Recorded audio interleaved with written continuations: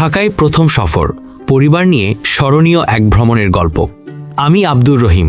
আমার ছোট্ট ৩ বছরের কলিজার টুকরো মেয়ের নাম মালিকা মেহজাবিন তাবাসসুম। স্ত্রী ও মেয়েকে নিয়ে প্রথমবারের মতো ঢাকার দর্শনীয় স্থান ঘুরে দেখার সিদ্ধান্ত নিলাম। এই সফরটি ছিল আমাদের পরিবারের জন্য এক বিশেষ স্মৃতি। তারিখ ৫/১১/২০২৫। সেদিন আমরা কুমিল্লা জেলার রামচন্দ্রপুর গ্রাম থেকে যাত্রা শুরু করি। আমাদের প্রতিবেশী মিজান ভাইয়ের সিএনজিতে করে আমরা পৌঁছে যাই। সেখানে পৌঁছে আমি, আমার স্ত্রী, ছোট্ট মেয়ে এবং মিজান ভাই সকালে নাস্তা সেরে নিলাম। সকাল ৭:৩০ উপকূল এক্সপ্রেস আসার কথা ছিল। মিজান ভাইকে গাড়ি ভাড়া দিয়ে বিদায় জানালাম। এরই মধ্যে আমার পিতাও স্টেশনে এসে উপস্থিত ছিলেন। আমরা সবাই মিলে অপেক্ষা করতে লাগলাম ট্রেনের জন্য। সময় গড়িয়ে ৭:৪৯ ট্রেন এসে পৌঁছায়। ট্রেন আসার আগ পর্যন্ত আমার স্ত্রী ও মেয়ে লাকসাম স্টেশনের মনোমুগ্ধকর পরিবেশ উপভোগ করছিল। ট্রেন আসার পর আমরা ৩ জন নিজেদের সিটে গিয়ে বসলাম। আমার পিতা আমাদের বিদায় জানিয়ে বাসায় ফিরে গেলেন। এইটাই ছিল আমার স্ত্রী ও মেয়ের জীবনের প্রথম ট্রেন ভ্রমণ। তাদের চোখে মুখে আনন্দের ঝিলিক স্পষ্ট দেখা যাচ্ছিল। ট্রেনের জানালা দিয়ে বাংলাদেশের সবুজ মাঠ, নদী, গাছপালা আর গ্রামের অপূর্ব সৌন্দর্য দেখতে দেখতে আমরা যাত্রা উপভোগ করছিলাম। পথিমধ্যে বিভিন্ন ধরনের বাঙালি খাবারও খেলাম। দুপুর ২টার দিকে ট্রেন ঢাকার কমলাপুরে পৌঁছায়। আমরা জিনিসপত্র নিয়ে নেমে পড়লাম। এবার আমাদের গন্তব্য মিরপুর কাজীপাড়া ইটখোলা মাঠে খালার বাসা। কমলাপুর থেকে ৪০০ টাকা দিয়ে একটি সিএনজি রিজার্ভ করি। দীর্ঘ জার্নিতে আমার স্ত্রী আর মেয়ে বেশ ক্লান্ত হয়ে পড়েছিল। তবে সিএনজিতে বসে আমরা ঢাকা শহরের সৌন্দর্য, উন্নয়ন প্রকল্প এবং বিশেষ করে মেট্রো উপভোগ করলাম। কাজীপাড়ায় পৌঁছে রিকশা করে আমরা ইটখোলা মাঠে চলে যাই। সেখানে আমার মামাতো ভাই রাব্বি আমাদের রিসিভ করে খালার বাসায় পৌঁছে দেয়। বিকেল ৪টার দিকে আমরা খালার বাসায় পৌঁছাই। খালার বাসায় আগে থেকেই অপেক্ষা করছিলেন আমার মমিনা খালা। আমরা ফ্রেশ হয়ে খাওয়া দাওয়া করে কিছুটা বিশ্রাম নিলাম। সেখানে ছিলেন খালা, তার ছেলে হৃদয়, পুত্রবধূ লিজা এবং তাদের ২ ছেলে শিহাব ও আবদুল্লাহ। সন্ধ্যার পর আমি ও আমার স্ত্রী ঢাকার আশপাশ কিছুটা ঘুরে দেখলাম। নতুন শহর, নতুন পরিবেশ, সব কিছুই ছিল আমাদের জন্য এক অন্যরকম অনুভূতি। রাতে লিজা বাসায় ফিরে আসে। সবাই মিলে অনেক গল্প আড্ডা হলো, তারপর ঘুমিয়ে পড়লাম।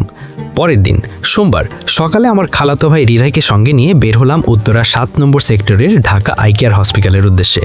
প্রথমে রিকশায় করে মিরপুর ১০ নম্বরে যাই। সেখান থেকে টেলিটক কাস্টমার কেয়ার থেকে একটি নতুন ট্রেনের সিম কিনি। এরপর মেট্রোতে করে উত্তরা চলে যাই। উত্তরা স্টেশন থেকে রিকশায় হাসপাতালে গিয়ে ডক্টর হারুনুর রশিদ স্যারকে চোখের চিকিৎসার জন্য দেখাই। চিকিৎসা শেষে আবার মেট্রো স্টেশনে ফিরে কিছু নাস্তা পানি সেরে মিরপুরে চলে আসি। এরপর শাহ আলী মার্কেটের ৫ তলা থেকে আমার ফোনের সমস্যার সমাধান করি, কারণ এর আগে সেখান থেকেই ফোনটি কিনেছিলাম। সব কাজ শেষে সন্ধ্যা ৭টার দিকে বাসায় ফিরে আসি।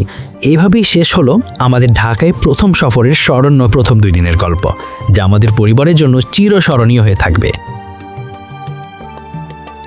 দিনটি ছিল মঙ্গলবার। আমাদের এবারের গন্তব্য ছিল জাতীয় চিড়িয়াখানা। মূলত এই উদ্দেশ্য নিয়েই গ্রামের বাড়ি থেকে আমাদের ঢাকা আসা। মিরপুরের কাজীপাড়া ইটখোলা মাঠের মোমেনা খালার বাসা থেকে আমরা বের হলাম। সাথে ছিল আমার খালাতো ভাই হৃদয়, আমি, আমার স্ত্রী আর আমাদের ৩ বছরের আদুরে কন্যা মালিকা মেহজাবিন তাবাসসুম সবাই মিলে মেতে উঠলাম নতুন এক ভ্রমণে, যাত্রা ও শহর দর্শন। ইটখোলা মাঠ থেকে রিকশায় চড়ে আমরা যখন মিরপুর ১০ নম্বরে যাচ্ছিলাম, তখন আমার স্ত্রী আর ছোট্ট তাবাসসুম অপলক দৃষ্টিতে দেখছিল ঢাকা শহরের ব্যস্ততা, উঁচু উঁচু দালান আর যানবাহনের মেলা। ১০ নম্বর গোল চত্বরে নেমে আমরা যখন ফ্লাইওভারের উপর দিয়ে রাস্তা পার হচ্ছিলাম, তখন চারপাশের দৃশ্য আমাদের সবাইকে মুগ্ধ করে দিচ্ছিল। ৮০ টাকায় একটি রিকশা রিজার্ভ করে আমরা জাতীয় চিড়িয়াখানার গেটে পৌঁছালাম তখন সকাল ১০:৩০। কিছু হালকা নাস্তা আর পানি নিয়ে আমরা ৪ জনের জন্য টিকিট কাটলাম। চিড়িয়াখানার ভেতরে পা রাখতেই যেন অন্য এক জগৎ। বাঘ, সিংহ, হরিণ, শিয়াল থেকে শুরু করে বিশালাকায় হাতি, প্রায় ১০০রও বেশি প্রজাতির পশু দেখে আমরা সবাই রোমাঞ্চ অনুভব করছিলাম। সবচেয়ে বেশি আনন্দিত ছিল আমার মেয়ে আর স্ত্রী। রং বেরঙের পাখি, ময়ূর আর টিয়া দেখে তাদের চোখ যেন জুড়িয়ে যাচ্ছিল। তাদের জীবনের প্রথম এই সফরটি তারা প্রতিটি মুহূর্তে প্রাণ ভরে উপভোগ করছিল। তবে বিশালী চিড়িয়াখানা হেঁটে শেষ করা কি আর এত সহজ? হাঁটতে হাঁটতে একসময় মামে ক্লান্ত হয়ে পড়ল। তাই দুপুর ২টো বাজতেই আমরা ফেরার সিদ্ধান্ত নিলাম। চিড়িয়াখানা থেকে বের হয়ে কিছু খাবার খেয়ে আমরা আবার রিকশায় করে খালার বাসায় ফিরলাম। ফ্রেশ হয়ে দুপুরের খাবার খেয়ে একটু বিশ্রাম নিতে না নিতেই আবার বের হতে হলো। এবার গন্তব্য সাভার।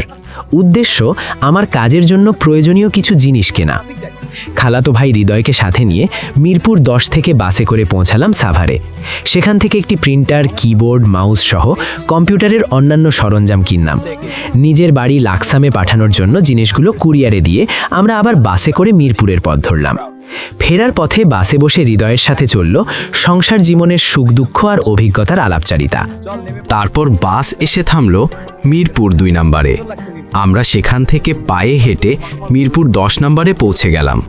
কিছুক্ষণ মিরপুর 10 নম্বরের রাস্তাঘাট, মার্কেট রাতের আলোয় ঝলমল করছে, সেগুলো দেখলাম। তখন সন্ধ্যা 7:30। তারপর পুনরায় রিকশায় করে কাজীপাড়া ইটখেলা মাঠে পৌঁছে গেলাম।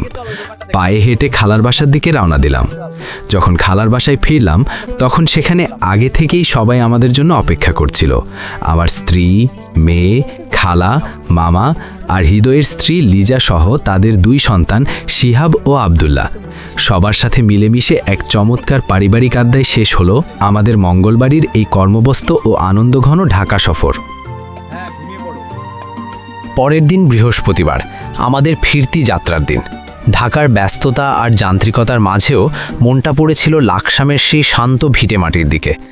আসার আগেই আমরা অগ্রিম টিকিট কেটে রেখেছিলাম উপকূল এক্সপ্রেসের, কিন্তু যাওয়ার সকালে পরিবেশটা খানিকটা ভারী হয়ে উঠল। সকাল থেকেই আকাশ ভেঙে বৃষ্টি নামলো, সাথে ঝোড়ো হাওয়া। আমরা সবাই মিলে নাস্তা শেষ করতেই এক বিষণ্ণ খবর এলো। ঢাকা মেডিকেল হাসপাতালে ভর্তি মেজো খালাতো বোন নুন্নাহারের অবস্থা বেশ গুরুতর। সিজারিয়ান অপারেশনের পর থেকেই সে লড়ছিল মৃত্যুর সাথে। ছোট খালাতো বোন নাজমার জামাই জানালেন আজই আবার অপারেশন হবে।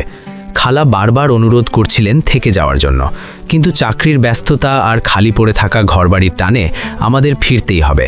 খালাকে সব বুঝিয়ে বলে আমরা বিদায় নেওয়ার প্রস্তুতি নিলাম।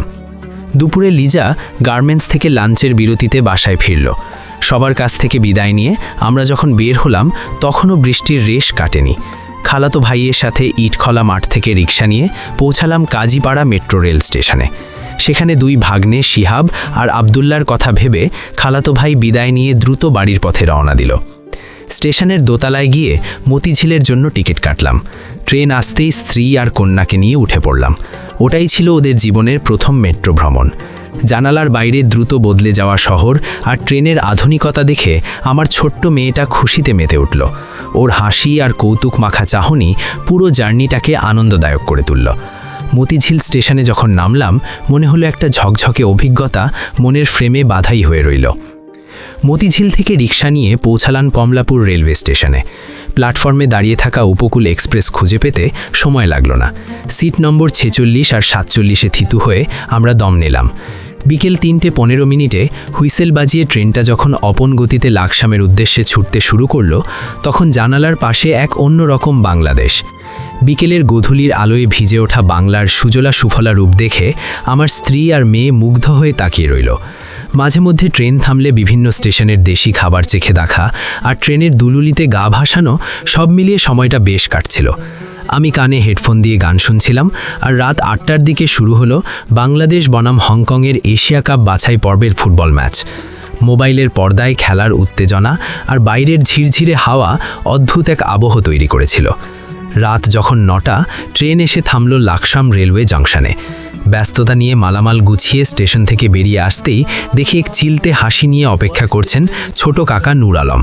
তার অটোরিকশায় চড়তেই দিনের ক্লান্তি নিমেষেই দূর হয়ে গেল। অবশেষে গ্রামের পরিচিত গ্রান আর শীতল হাওয়ায় আমরা পৌঁছে গেলাম আমার প্রিয় মাতৃভূমি রামচন্দ্রপুর গ্রামে। সেই চেনা উঠান, চেনা বাড়ি, ঢাকার সেই কয়েকটা দিন যেন এখন মধুর এক স্মৃতি। এভাবেই শেষ হলো আমাদের এবারের ঢাকা ভ্রমণ।